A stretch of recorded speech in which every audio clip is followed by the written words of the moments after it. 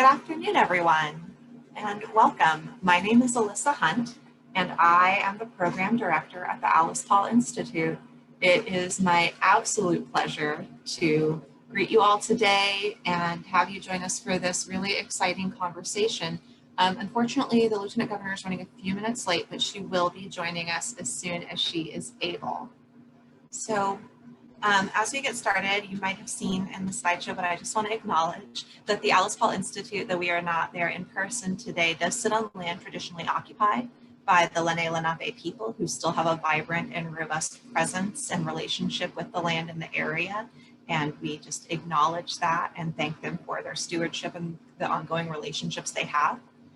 And we also want to thank NBC Comcast for supporting our programming and helping us at the Alice Paul Institute be able to bring these programs to you for free. So I want to get started by introducing two people today, and I'm going to start with Kennedi Avent. Kennedi is going to be our guest moderator. She is a member of our Girls Leadership Council at the Alice Paul Institute, and she's going to tell you more about herself in a few minutes. And now I'm going to turn it over to Allison Tittman, who is our Executive Director at API. Thank you very much, Alyssa. I will just be here for a moment, but I want to thank everyone for attending our panel and all of you with us in the audience. This is a very exciting program for us. I have the honor of introducing Deirdre Webster Cobb, the Chair/Chief Executive Officer of the New Jersey Civil Service Commission in Trenton, who boasts more than 30 years of experience in the regulatory and administrative law fields. Admitted to practice in New Jersey and before the District of Columbia Court of Appeals, Webster Cobb is a past president of the Association of Black Women Lawyers of New Jersey and a former member of the New Jersey State Bar Association's Judicial and Prosecutorial Appointments Committee, the New Jersey Supreme Court Committee on Character, and the Minority Concerns Committee of the Superior Court of New Jersey. She is also a former trustee of the New Jersey State Bar Association and currently serves as a member of the Honorable Marie White Bell American Inn of Court Executive Committee. And I am honored to work with her frequently as she serves as API's board chair. Thank you for being with us today, Deirdre. Thank you for that wonderful introduction, Allison. I greatly appreciate you and your team for all the great work they do to move forward with the mission of the legacy of Alice Paul.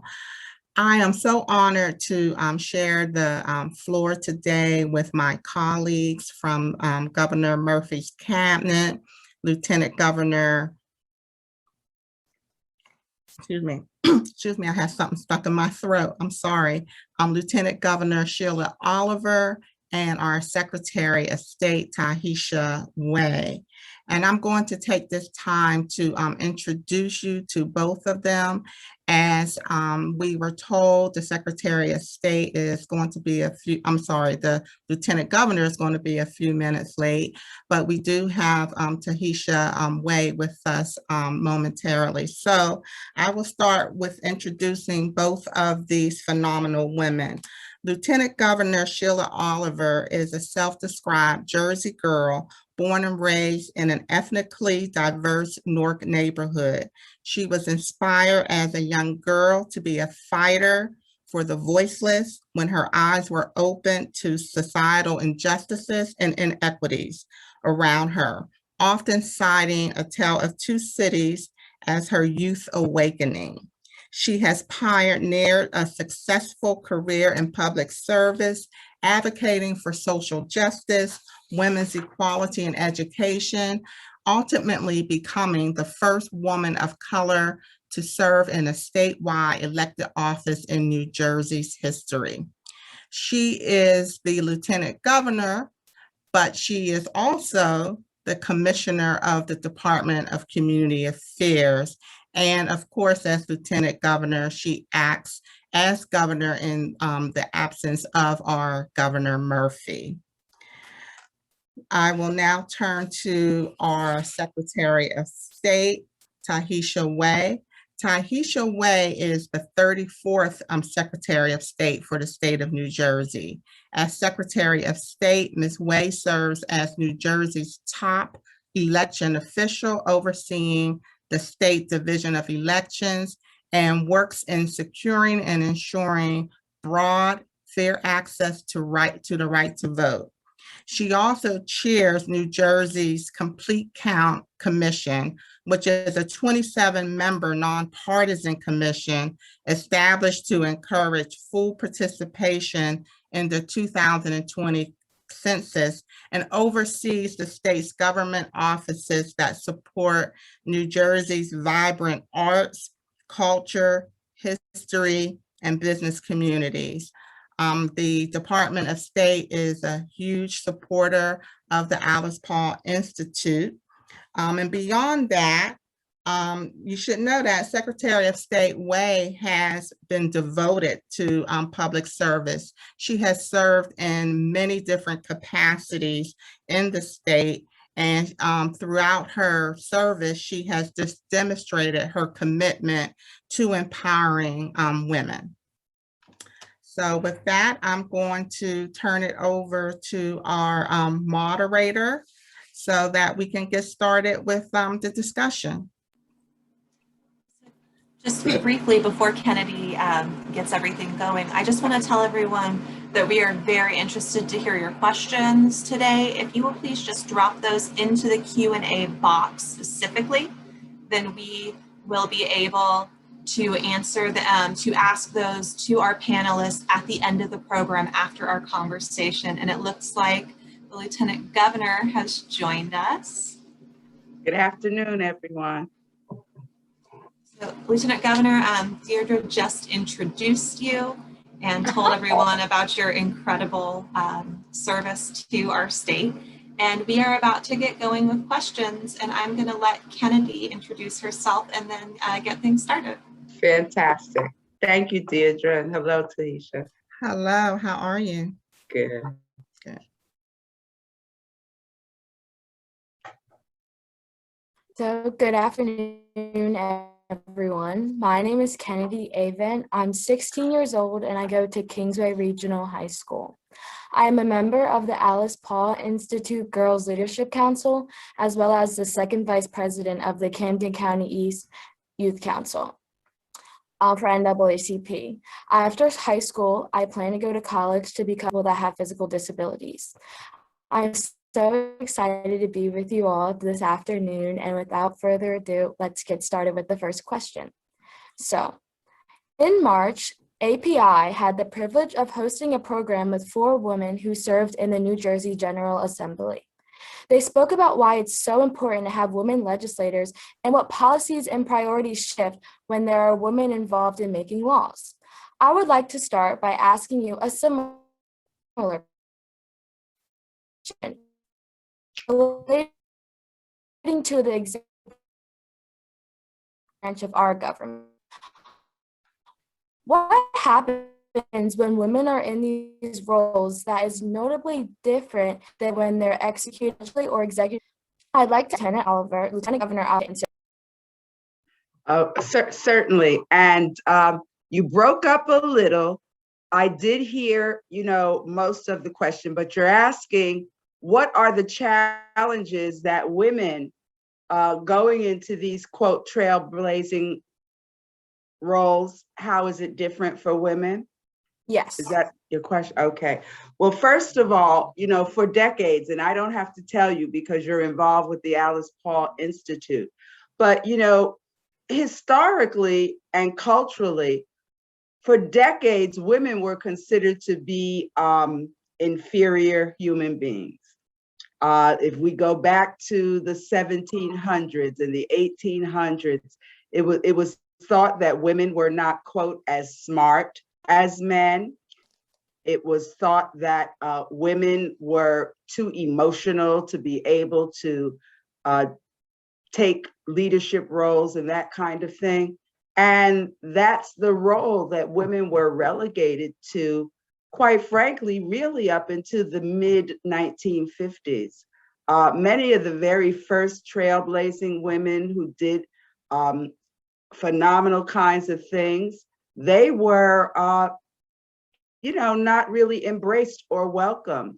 We have a lot of women, for instance, in the 1950s or 1960s who went to law school. They wanted to, practice law, and I'm sure that Deirdre could speak to that. Many of them could not get jobs in firms, so they ended up doing other things. That's the history of one of my sheroes, the late Congresswoman Shirley Chisholm.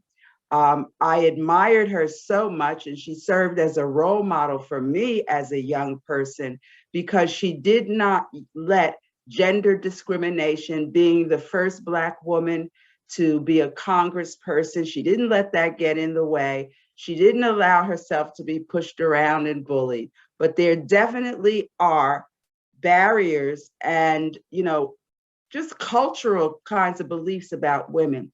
Even though you see so many women in leadership roles across the spectrum today in almost any field of endeavor, there still continues to be subliminal bias towards women's leadership. I was so proud of women during the 2020 election cycle, because you saw women from one end of this country to the other making a commitment to societal change, and by making certain that women had prominent places in the political future of the country. But yes, we've come a long way, but we still got a little bit more to go. Thank you. Secretary Way, Secretary of State. Thank you, Kennedi. I want to just start off by saying you rock. This is what it's all about when we have our young girls getting engaged in the civic space. I also want to thank API for hosting this important event, and to be alongside my colleagues, the Trailblazers. It's always good seeing Madam Lieutenant Governor Sheila Oliver, and of course, Deirdre. And I thank them for all they do. I know when I first got into the governmental space, one of the first New Jersey electeds I met was the Sheila Oliver. And I was in awe of you then, and I still am. So now, to the point of your question, Kennedi, and I'm going to relate this to my position as Secretary of State, if I may, because it's an excellent question. I would want to say that, in my humble opinion, I believe a person of any gender or any race can make an excellent Secretary of State. However, I do believe that we women bring something unique to the table. I first start off with my responsibility, which was noted as being the state's chief election officer. I think that Madam Lieutenant Governor, she spoke about the 2020 elections. And for me, being in a room with my national colleagues who also oversee their elections, and just knowing the value and the importance of having all representatives covered was key, and making sure that these elections were perfected well. But ultimately, I can never forget that for most of this country's history, women, especially Black women, weren't allowed to cast the ballot. And that is why I know in this position, I press on. I feel blessed to advocate and ensure that there's equal access to our democracy. And going back to the National Association of Secretaries of State that I'm part of, until recently, I was the only Black female, or I should say Black Secretary of State in America serving in that role. So when I was in the elections committees or just in basic discussions, I've always been mindful. I was mindful that being the only person in the room, I must represent all folks, both past and present. and what they stood for, what they stand for in moving this democracy wheel forward. And speaking of last year, because it was monumental in so many ways, I understand we were faced with the pandemic, but at the same time, there were different variables where I was considering 2020 the year of our democracy. First, we had the presidential elections. All elections are important, mind you. Second, we had the census. And, you know, I just applaud our New Jerseyans who came to task. We shattered records on that front. And thirdly, we marked the 100th anniversary of the 19th Amendment. And I know that my historical commission partnered with API. And it really is significant that not only myself was one of the co-chairs of that initiative. I know First Lady Tammy Murphy also co-chaired, but my director of the Historical Commission, Miss Sarah Curitan, she was a true leader. And by being a female, she truly had that personal experience that she could too bring to the table. And I will wrap this up by just saying that, you know, it's a blessing again to be in these positions and roles that we know as women, the challenges that we face, that we, you know, continue to forge ahead with, but that's why we, when we're in these positions, I know Deirdre and I know the Lieutenant Governor do the same, have the ability to and responsibility to know that we're going to bring other women with us in these positions. I know my Assistant Secretary of State is a female, she's a Latina. And I'm also proud to state that the majority of my directors in my department are females. Thank you so much. And lastly,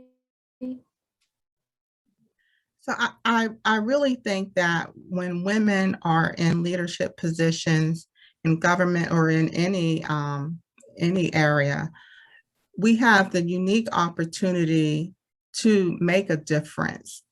We are able to advocate on behalf of other women.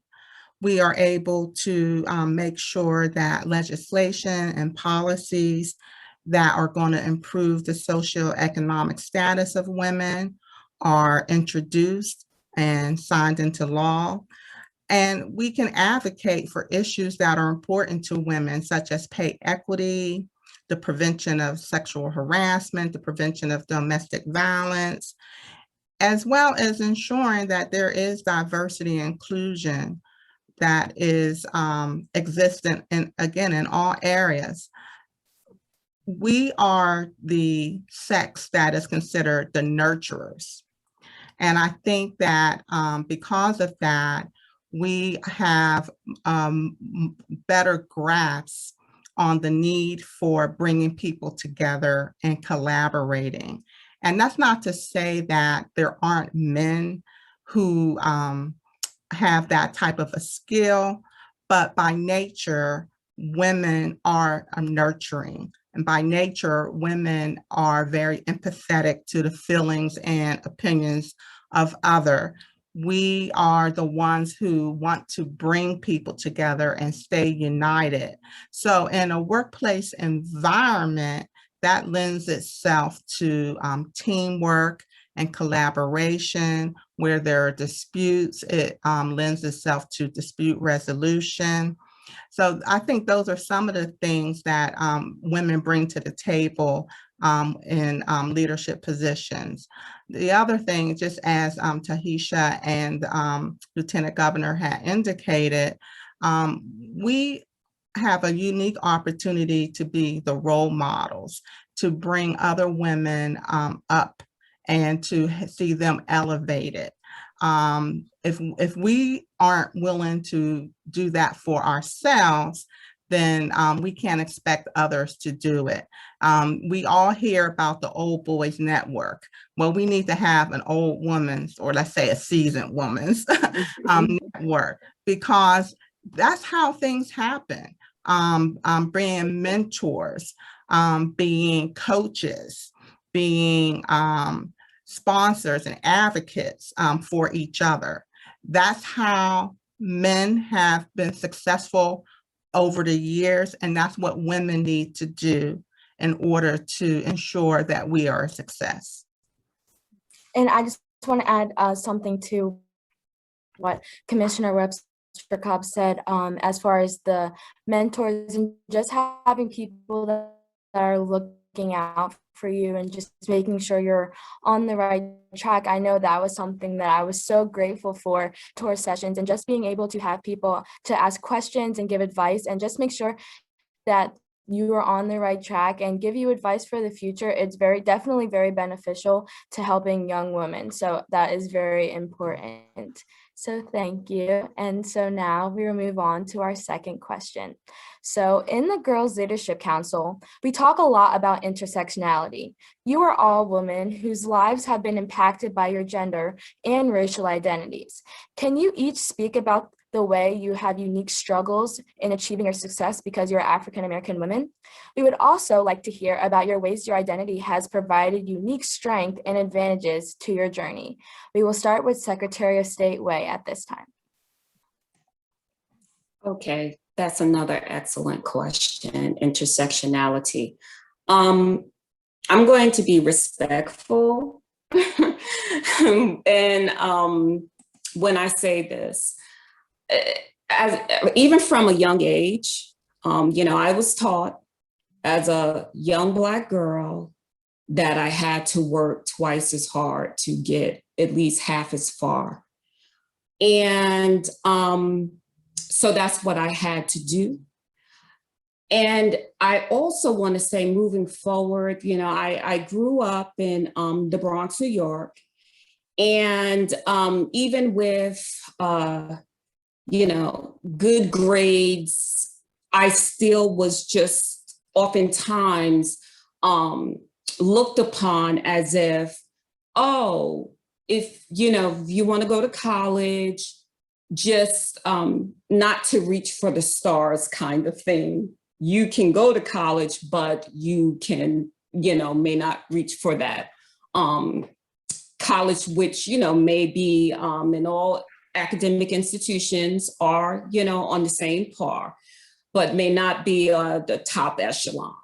And at the same time, I think that for me, moving beyond college and then getting out of law school, it was kind of discouraging, as a young attorney walking into a courtroom and you're leading the case and not even being taken as the attorney on the case, but perhaps the assistant to the attorney. And that's what, at times I would experience. And then moving forward as an administrative law judge, I know that when I would walk into some of the proceedings, I think that eyebrows were raised as, is she the judge on this case? But nonetheless, I think that with all of those feelings, with all of the looks that one can get, it just makes you feel as though, okay, I know that I'm going to double down in my abilities, and I'm going to make certain that folk around me know that I too am valuable and that I too can bring something positive to a situation. And I think that it also fuels one into thinking and very much being mindful of others who too may feel as if they're not getting the the same sort of, I want to say, respect for who they are. And I just think that, again, as a young African American girl, sometimes you get faced with those situations, but you still see, as Kennedi, you're mentioning, there's the mentors there. There are folk here that too may have been in my situation, may have been in my shoes, but you know what? They're now positive influencers or contributors to society. Thank you. And before we move on, I just want to say that I think it's just so important when you see people and those mentors that are where you plan to be, and you see those people even in your positions right now, high up in government. You see people in those positions and you say, I too can get there if I put the work in, and I can get to that point. Once you see people as those examples, it really is very inspirational to young girls like me when you see people in those positions, and it really just encourages you to know that you can do that as well. So thank you so much for that answer. And so next will be Commissioner Chair Cobb. Well, I had a very similar experience as the Secretary of State, which probably isn't surprising because we're both lawyers. So we had to go to law school, and then we had to, work in the legal field after graduating. But I thank God for having a strong mother who told me that I could do anything that I wanted to do. I knew at a very young age that I wanted to be a lawyer. And I remember my uncle saying to me, "Oh, you can't do that. Girls just don't do that." And my mother said she could do anything she wants to do. And she always taught me that if you set your mind to anything, then you can do anything. And I carried that me throughout my education, and then even as I started my career. But I have to admit, it was difficult coming right out of law school. I realized that I had three obstacles against me. One, I was young. Two, I was African American. And three, I was a woman. And I found myself working in a predominantly Caucasian male environment, where anytime I would give advice, they would go behind my back, not take me seriously, but they would want a second opinion. So I realized that I was going to have to prove that I knew what I was talking about. And I also knew that I had to have confidence in myself. I went to my niece's high school graduation last Friday, and the speaker used this phrase, which I thought was so wonderful, and that was to have confidence in your competence. And I think that it's so important for you to have faith and confidence in your abilities, and not to allow anyone to put self-doubt in you. And when I thought back, when I was thinking about this question, I remember when I realized that I had to prove that I knew what I was talking about so that these men would take me seriously. I did my research. I asked questions of people who I knew would know the answer. It was important to me to make sure that I was thorough so that they would eventually have faith and confidence in the advice that I was giving to them. So I think that we have to recognize that there are going to be people in our lives who are going to try to bring us down, but we have to be cognizant of who we are and have faith and confidence in ourselves, so that will help us prove to them, and they will see that we do know what we're talking about. Now, that being said, those Caucasian males who didn't have no faith and confidence and went behind my back to try to get a second opinion. I remember when I got married 25 years ago, and my office gave me a wedding shower. Every last one of those Caucasian men came to my shower and made comments about how competent I was, because I took the time to make sure that I did my research. I asked the questions, I was thorough, and I knew the advice that I was giving them was the correct advice, and that even if they went behind my back, whoever they went to was going to tell them the exact same thing I told them. Mm. Thank you so much, Lieutenant Governor Oliver.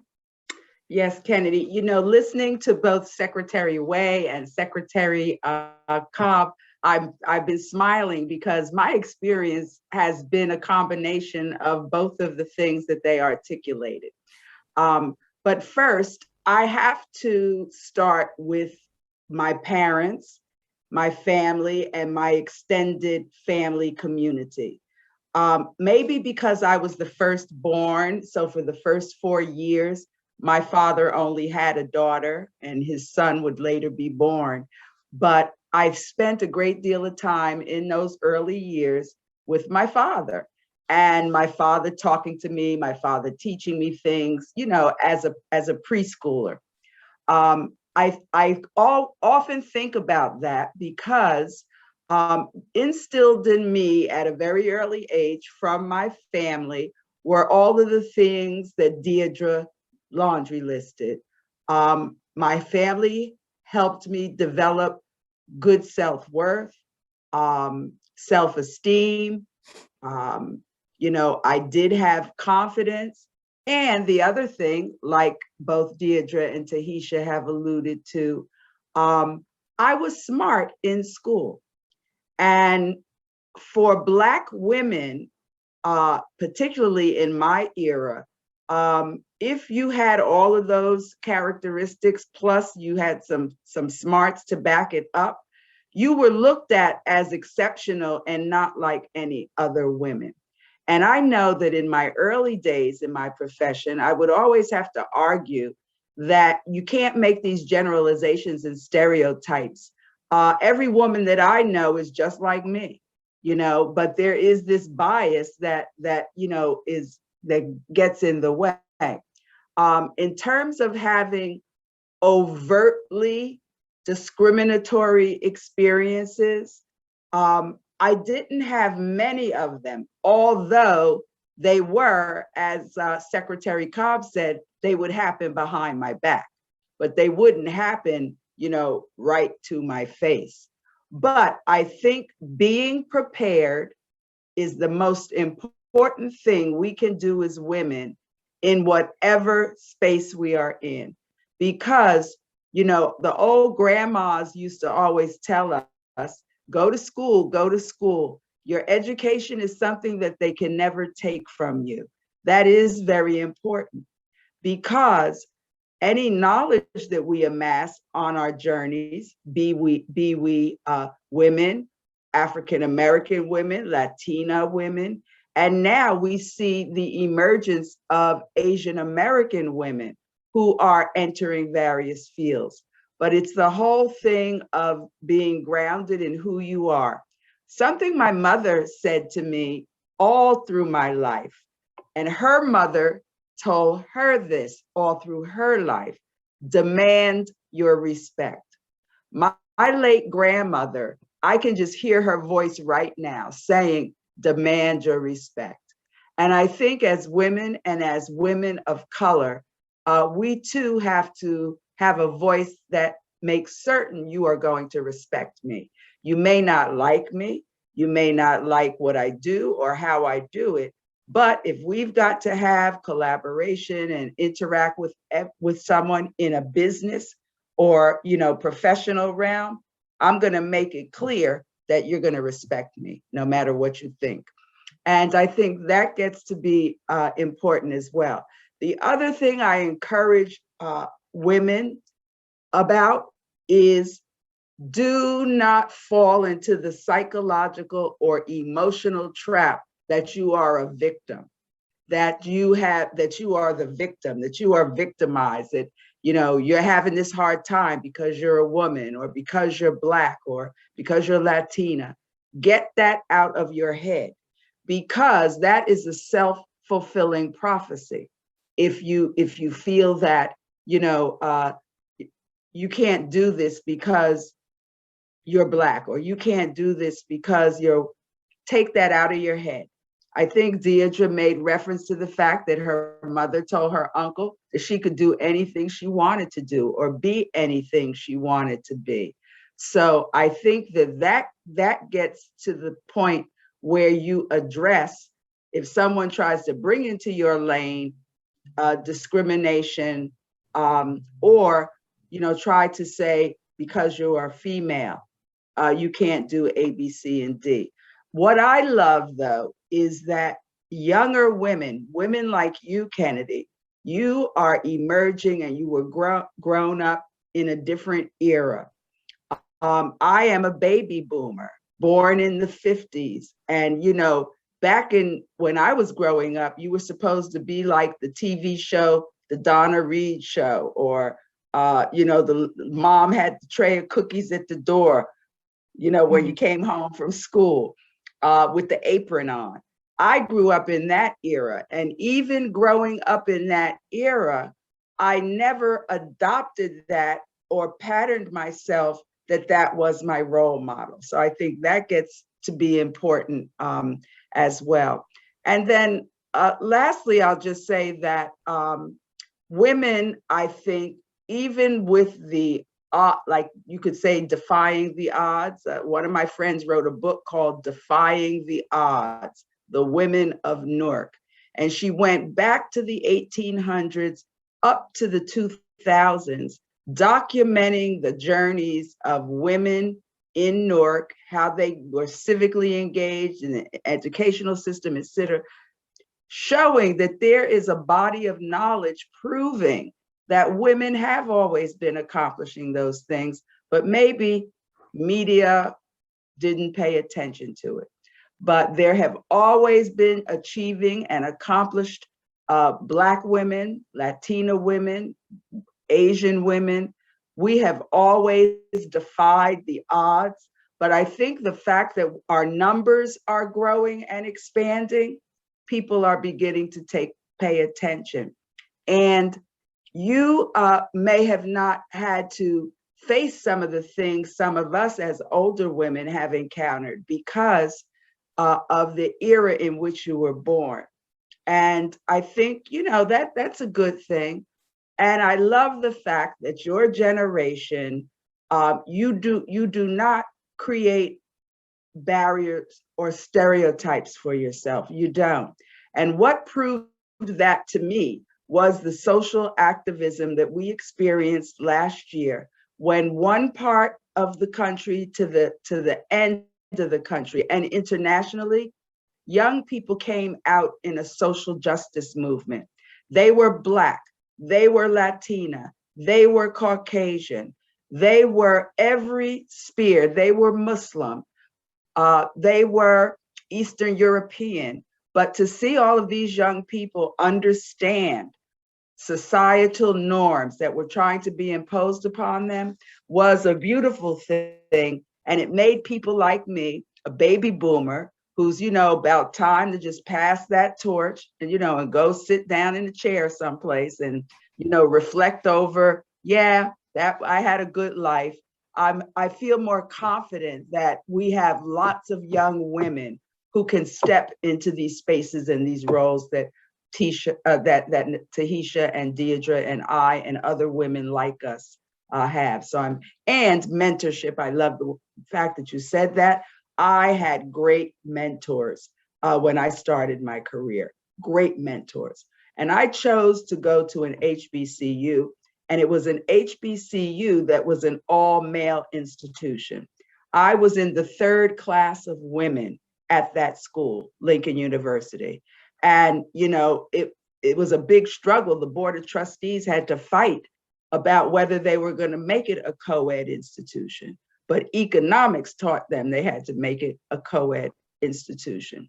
But there was an environment in my undergraduate life that you had to step up and demonstrate that you were as good as, you know, the males that historically attended this institution since the 1800s, the Thurgood Marshalls of the world, the Guam and Nkrumahs of the world, that Julian Bond's dad, a dean of education at the school.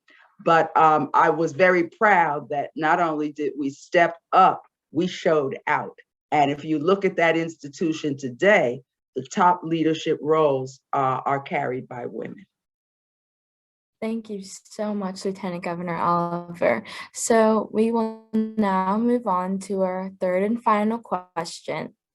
So what advice do you have for young women, especially young women of color, as we plan our futures and work to achieve our own big dreams and aspirations? And what advice do you wish you could give to yourself when you were my age? And we would start with Commissioner Chair Webster Cobb.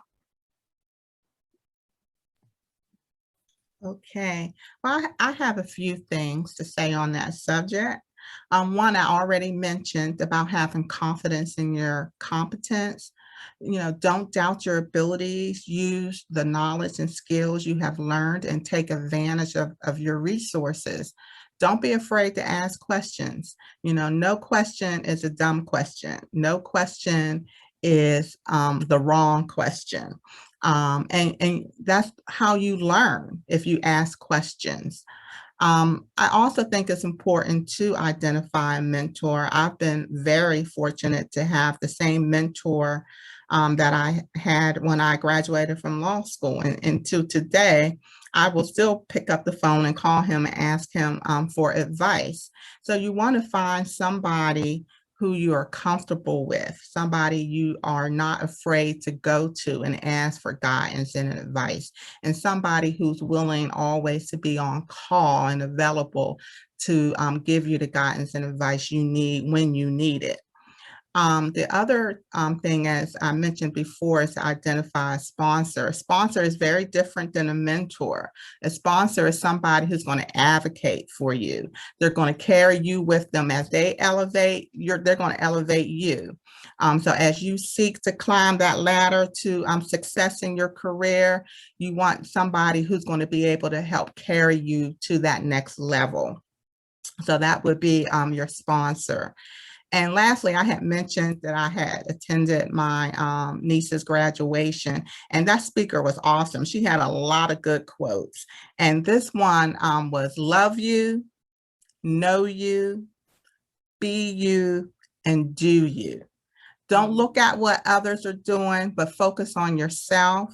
Great. Know and understand that you are your own journey, and that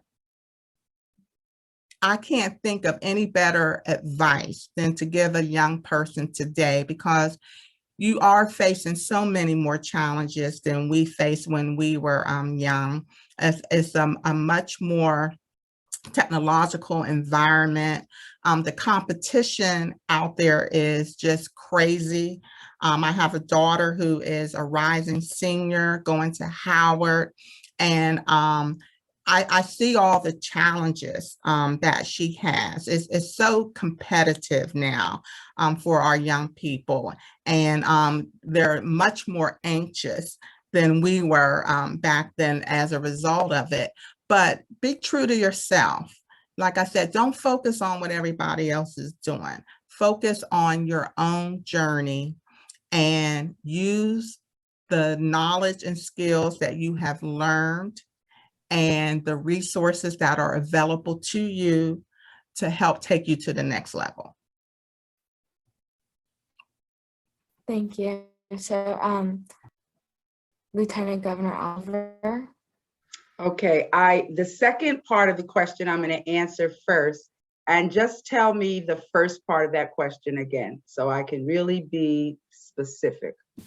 So it was, what advice do you have for young young women, especially young women of color, as we work to achieve our future dreams and aspirations.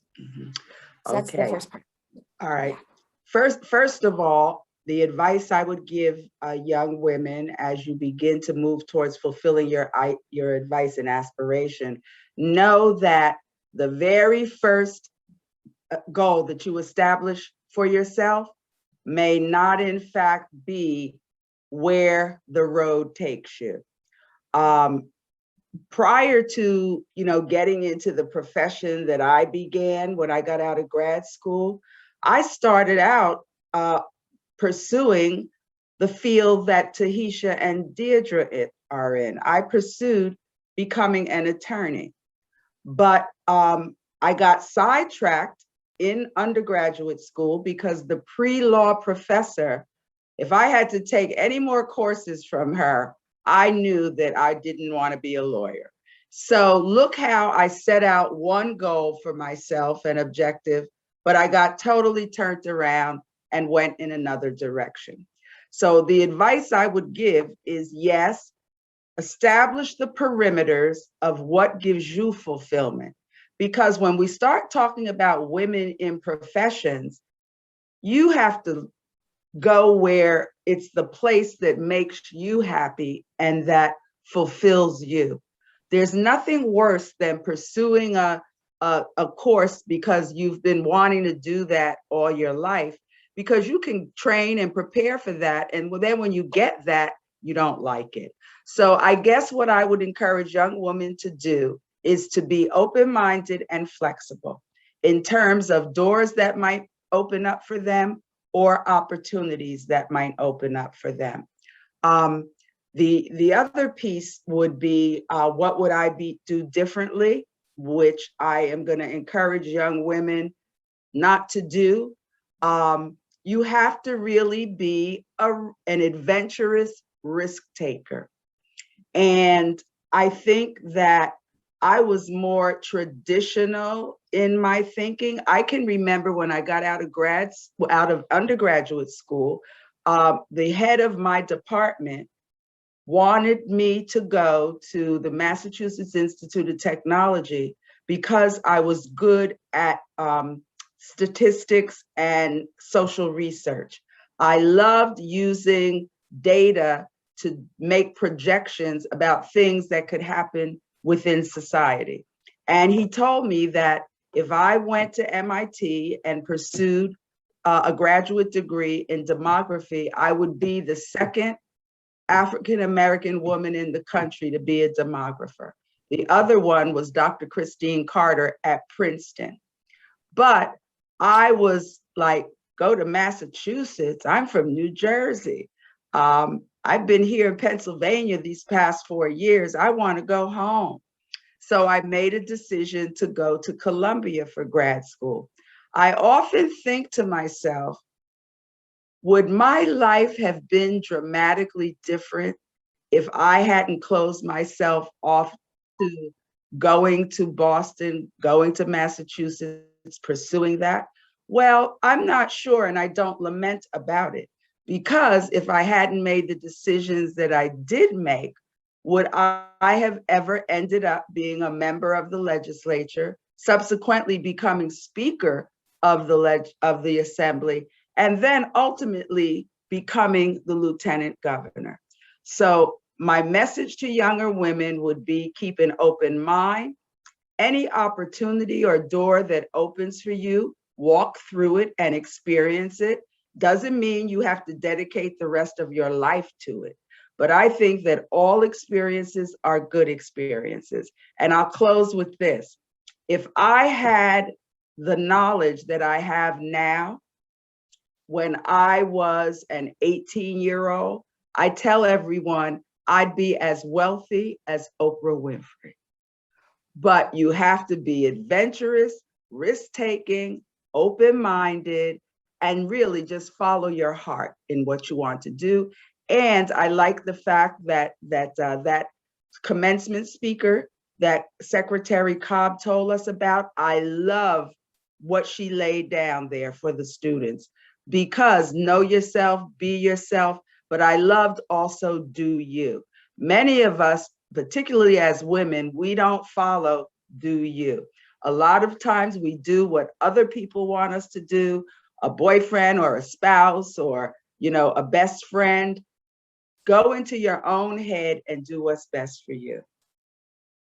Thank you so much. And I think I just want to add that I know that was just one thing with when I joined the NAACP that definitely taught me just to get out your comfort zone, really, and just try new things and just to really immerse yourself in different things. And even me becoming a voter ambassador asked me my freshman year of high school, me about to be a senior, I would have never thought that I'd be involved in this many different things in Girls Leadership Council or NAACP and just different things I'm involved in. I definitely think it pays off, and that's advice I'd give to people that are younger than me. Just immerse yourself. So I definitely think that is very important. And so thank you so much. And we will end our last question with Secretary of State Way. Thank you, Kennedi. For me, I always want everyone to know that, I'm a mom of 4 girls, and I'm still breathing here, and I say that respectfully. But as I tell them that we all are the main characters of our own stories because each walk in life is unique. However, if there's any pearls of wisdom that I could give the young women in your generation, Kennedi, is what my mother used to tell me. And I think that this dovetails into what Deirdre and Lieutenant Governor have been saying. I recall on so many occasions when she would drop me off to school, especially in middle school, she would just state 2 words: be present. And that gave me the ultimate confidence throughout my day to show up while I was in school. And it's that basic understanding of confidence and just knowing that you are indeed a valuable person, not only to yourself, but to the betterment of others that you'll come across. And it doesn't mean, and I, always say this to my girls, you don't have to be the most vociferous person in the room, but just make sure that you're thoughtful, insightful, and again, understanding your value. And then 2, I oftentimes tell them and the young ladies that I come across, because I have one, I say, okay, create or have a theme song. Kennedi, you guys, you're younger, so you may not be familiar with India Arie. My theme song is her song video.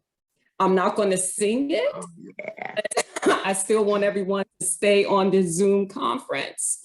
But just the knowledge when she says that I'm not the average girl from your video and I'm not built like a supermodel, but I learned to love myself unconditionally because I am a queen. Yeah.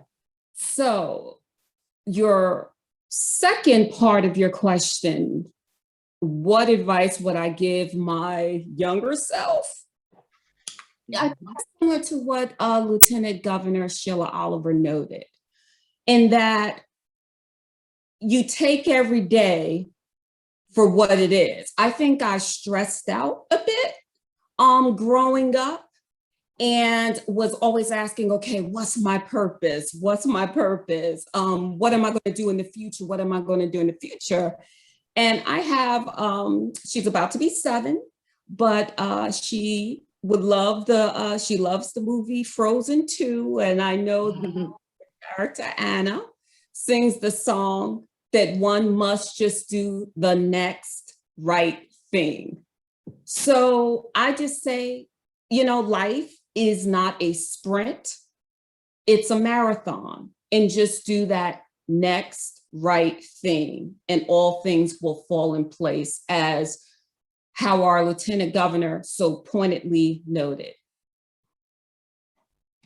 Well, thank you all so much for this amazing discussion. I'm truly honored to have been able to facilitate these questions and be able to be here with you all. And so now I'll turn it over to Alyssa for the questions. Thank you, Kennedi. Unfortunately, unfortunately for the people who ask questions, but not for us listening in general. We're about out of time, so I don't know that we're going to be able to really get to a lot of the questions. I will just sum some of them up though, because they are fantastic. There's a lot of people asking about what advice you would give to young women or young people of color who are told not to go to HBCUs because it won't prepare them for the real world, or not to reach for Ivy League schools because it won't foster their growth as young people of color. But I really feel like you have just kind of addressed that so beautifully in talking about your own life experience and your invitation to presence and to self-knowledge and self-love, that life gives us what we put into it, and self-determination and confidence and trusting our own ability to follow through on our process will carry us where we need to go. I also just want to thank you all so much for being here, for taking the time. Thank you, Deirdre, for helping to put this together and for your fearless leadership at the Alice Paul Institute and guiding our strategy and policy and journey forward as the chair of our board. Lieutenant Governor Oliver, for your leadership along with Governor Murphy through the pandemic over the last year, and Secretary of State Way for your fearless advocacy of voting rights and protecting people's ability to participate in our democracy when in so many other states we are seeing the opposite. I am just really in awe of all of you. So thank you again. I hope everybody has a fantastic Saturday. And if you are interested in learning a little bit more about what we do at API, you can go to alicepaul.org. We have another program next Thursday evening at 6 p.m. about the queer history of the suffrage movement. As it is June, it is Pride Month. We are going to honor some of the suffragists and people who fought for women's right to vote, whose stories were not told because of their gender and sexual identity. And so we're really excited to share those stories moving forward. Thank you. Take care, Thank you. everyone.